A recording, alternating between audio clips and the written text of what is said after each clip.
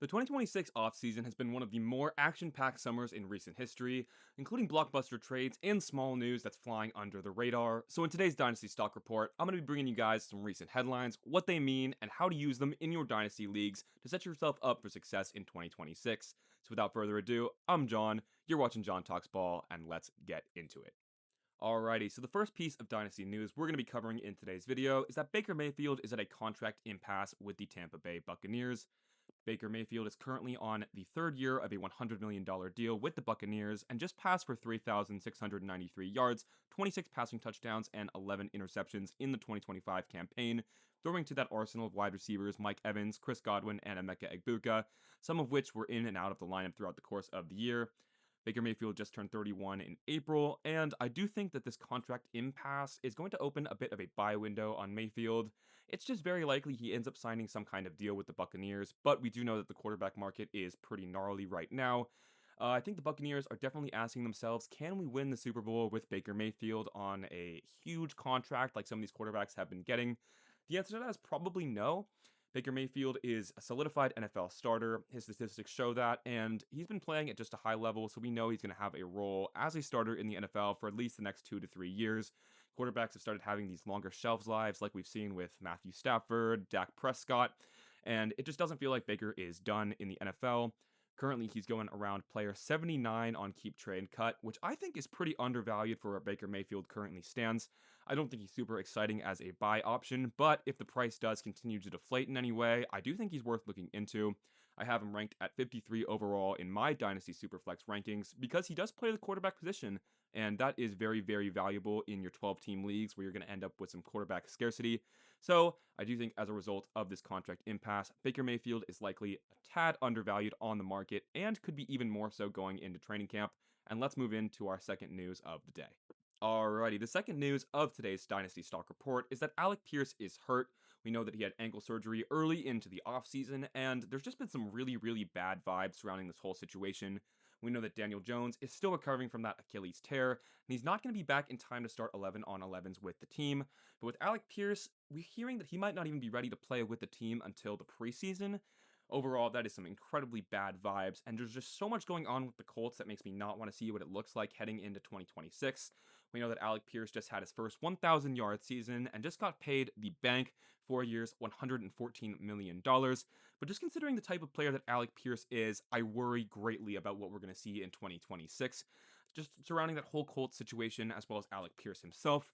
Alec Pierce is a deep threat, known for his yards per catch and his deep play ability, and a guy that's coming off of an ankle surgery just really, really scares me from that perspective. If he can't win in the main way he's known for winning, I just think he's a really, really risky hold. He's currently valued around player 95 on keep, trade, cut. His value's been going down. It does feel like a lot of people are on the sell case with Pierce, but I do fear that that value could continue to plummet. I have a pretty similar ranking on him right now in my Dynasty rankings. However, it is pretty clear to me that Pierce is just not going to come out the gate firing. So holding Pierce does put you at risk of having his value plummet on your team. So I would look into options at moving away from Pierce. Now, if you're enjoying the video this far, hit that like button, comment down below a player you'd be interested in hearing about, and subscribe to the channel so you never miss a video, and then we'll move into our third player of today's video. So the third piece of Dynasty news we'll be covering in today's video is another downer, and then it's that Chris Rodriguez is also hurt. Chris Rodriguez is a guy I was big on picking up in the late rounds of startups, as well as a guy I would throw into deals, specifically because of that Liam Cohen connection. They played, or I'd rather, Liam Cohen coached Chris Rodriguez at Kentucky, and that connection did make me interested in what Rodriguez could do as a member of that Jaguars backfield. But the injury Chris Rodriguez has sustained is likely to keep him out until at least training camp, and that does make me a little nervous about his role in the backfield. He had 112 carries for 500 yards and 6 touchdowns, which was actually pretty efficient on the ground, so he could end up being the inside the tackles type of guy for the Jacksonville Jaguars. I do think it's very likely we're going to see some kind of running back by committee happening over there. But I think the big takeaway from this kind of news is that Bashal Tutin is likely still sellable. I do think people are still greatly overvaluing him, and they're just seeing him as some kind of bell cow in the Jaguars offense. I feel like that's just kind of a mistake to project. The bull case is almost already baked into his value, and he's going next to players who have proven talent at more safe positions to hold in Dynasty. For example, he's going adjacent to Jordan Addison on the trade market, not that far away from KC Conception, and there's just guys that are going to be far more valuable than Tootin that you can acquire by moving him away, even with a small plus. So I think this Chris Rodriguez news has driven a market for Tootin that would make him a valuable sell in Dynasty. With that being said, let's move on to our fourth news of the video. Alrighty, our fourth and possibly most important dynasty news of today's stock report is going to be that Ty Simpson is huge value right now in dynasty fantasy football, especially in your superflex leagues.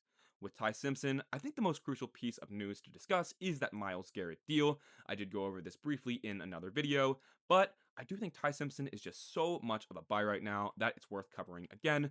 With the Myles Garrett news, we know that the Rams sent away their 2027 first and a very strong player in the form of Jared Verse, but with that 2027 first, it essentially takes away all of their insurance to draft another quarterback in this upcoming year, and they're kind of just telling us inherently that Ty Simpson is our guy.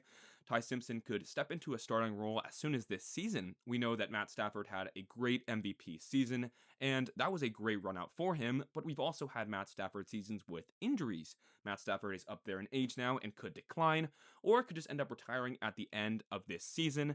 So Ty Simpson sitting back there and learning behind him with that great draft capital being selected at 13th overall in the Sean McVay ecosystem. Something just doesn't make sense to me here about how we're valuing him.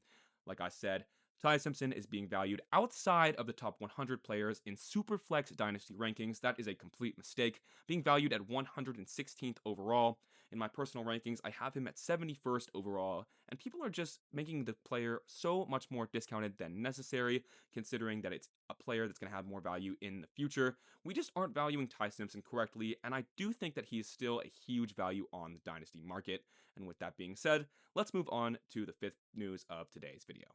Alrighty, before we move into the final player of today's Dynasty Stock Report, I wanted to mention the John Talks Ball Community Discord is live. It's going to give you free access to Dynasty advice from me, asking plenty of questions about trade or general Dynasty strategy, as well as asking in advance questions for the YouTube videos.